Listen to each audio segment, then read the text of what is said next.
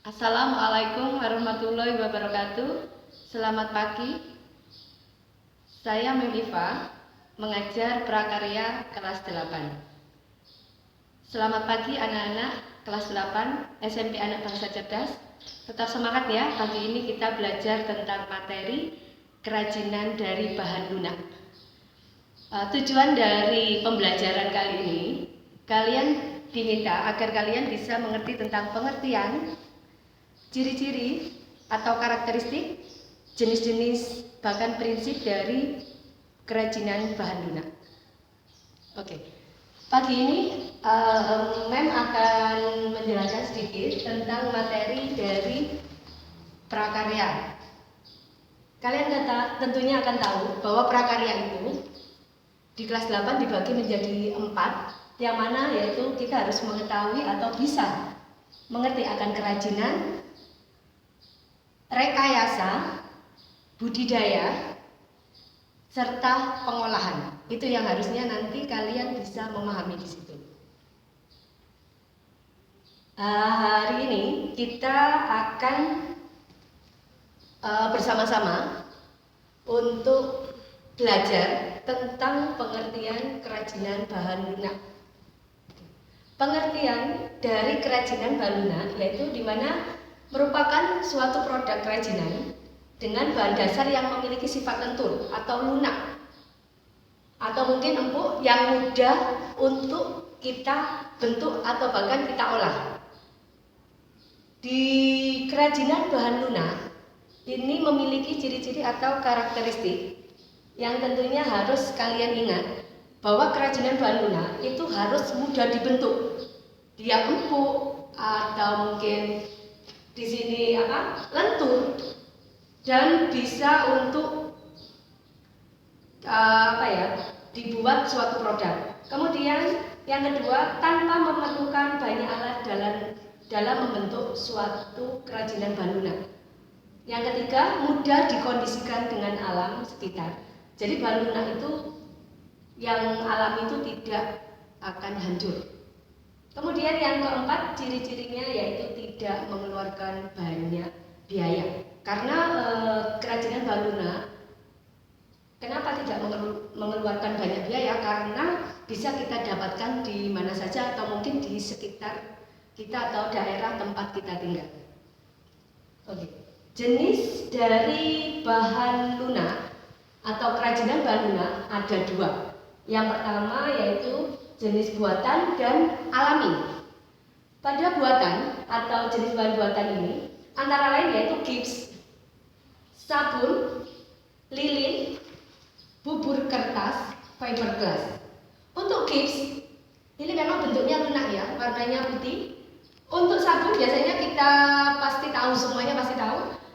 Seperti contohnya apabila sabun mandi itu kan seperti bentuknya kotak, itu bisa kalian buat menjadi suatu kerajinan. Kemudian lilin atau parafin, cara membuatnya yaitu bisa kalian bakar terlebih dahulu dalam api sehingga dia akan mencair, kemudian kalian bentuk sesuai dengan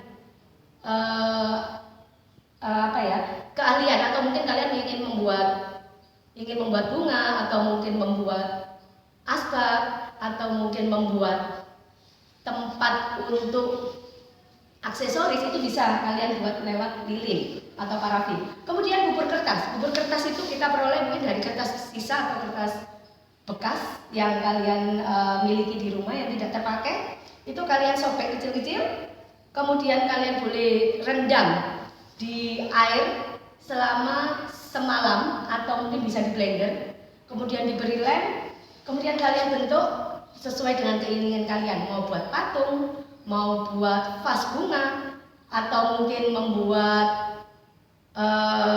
peta, itu bisa menggunakan bubur kertas. Kemudian fiberglass ini biasanya kita nantinya produknya yaitu berupa sendok atau piring atau gelas, jadi seperti kaca. Itu masuk dalam kerajinan bahan lunak. Kemudian yang kedua, jenis bahan alami. Bahan alami di sini yaitu yang kita dapatkan di lingkungan kita sekitar. Karena setiap daerah itu memiliki potensi alam masing-masing. Di sini apabila yang jenis alami, yang pertama yaitu kapuk. Kapuk, kemudian wol. Wol itu biasanya dari bulu hewan seperti domba. Kemudian kulit, mungkin kulit sapi atau mungkin kulit kambing. Itu termasuk kerajinan bahan lunak. Bisa serabut kelapa atau mungkin tanah liat. Tiga. Oke. Unsur-unsur dari kerajinan bahan lunak yaitu ada dua. Yang pertama yaitu unsurnya estetika. Unsur kerajinan bahan lunak. Kenapa estetika? Karena estetika memiliki unsur yaitu merujuk pada unsur-unsur kerajinan bahan lunak. Ini terdapat dua unsur. Yang pertama unsur estetika, yang kedua yaitu unsur ergonomis.